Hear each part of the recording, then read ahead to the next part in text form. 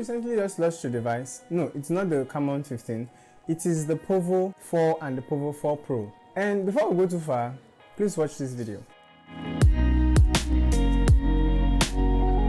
The phone's strong selling point is the battery, 6000 mAh. First I was like, oh, is this a power bank? But yes, there are actually other people who are in so much need of battery, who power are not really available to, like it's available to some. That's why the selling point of the device was the battery. I was actually surprised to find out that there are also other features of this device. Tecno claims all you have in the box is the manual, the charging cable, the charging brick, and the device itself. No earbuds. So the Tecno Pouvoir 4 has two variants, the Pouvoir 4, that's the regular one, and the Pouvoir 4 Pro. The both are the same on the outside, which is the physical attribute, but on the inside, it's a little bit different. So let's go. The screen on the device is 7.0 inch, which you can call a phablet.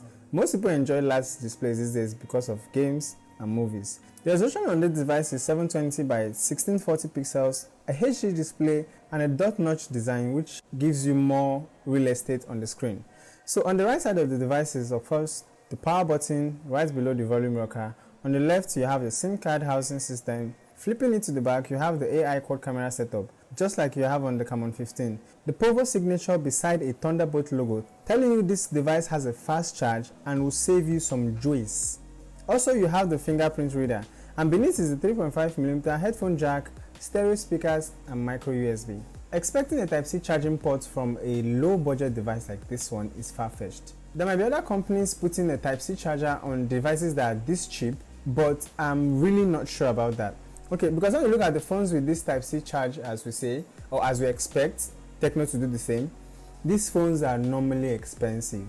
Is it the Samsung? Even Samsung phones that are low budget device still come with the micro USB. A lot of people say, oh, why is Tecno not putting the Type-C? Guys, this is a low budget phone, and for now the micro USB is still okay. It's still everywhere in the market.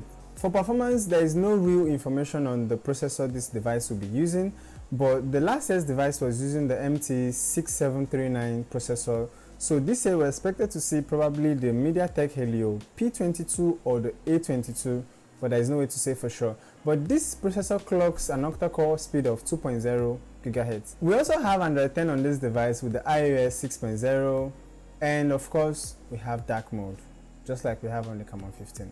Okay, this is the part I actually like, is the fact that they scrapped, I hope they completely scrapped the 2GB RAM. This device is coming with a base model of 3GB RAM and 6GB RAM, whichever one you prefer. So you have 3GB RAM on the regular Pouvoir 4, while on the Pouvoir 4 Pro you have 6GB, 128GB. Also you have a space for memory card slots, which allows you to expand the space up to probably 256.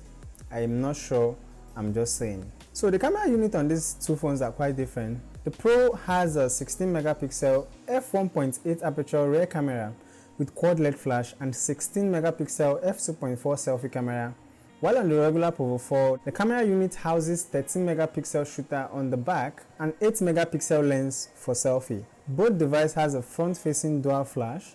Other camera sensors are 5 megapixel, 2 megapixel for depth sensor, and 2 megapixel AI lens. Both devices shoot videos at 1080p, 30 frames. Other features of this camera are the AR features, the AR stickers, and the GIF expression. As mentioned earlier, the battery on this device is 6000 mAh, and only the Pro variant has the 18-watt fast charging. Meanwhile, the battery usage is almost the same. This device is aimed towards saving battery and giving you more battery life, so they also considered gamers. It has a feature that I really like. This feature turns the volume keys into what they call the magic keys. Basically, this allows you to use the volume up key to shoot while playing games. I'm not sure how many games this is going to support, but I'm very sure it's going to support games like PUBG, Call of Duty, and that's it for now, which I'm very sure of.